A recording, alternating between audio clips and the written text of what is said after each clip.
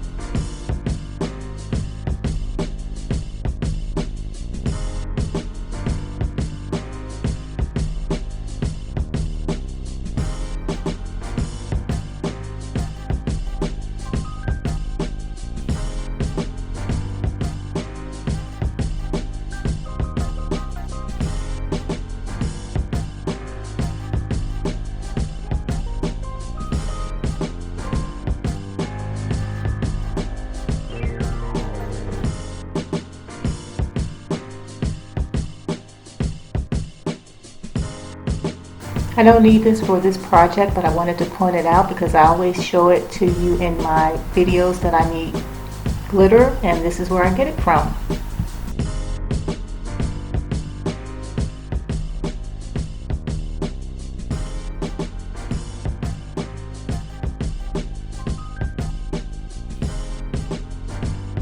I'm just browsing around. What I really need from Hobby Lobby are some canvases for my abstract painting, some silver paint, and I need some glitter flakes.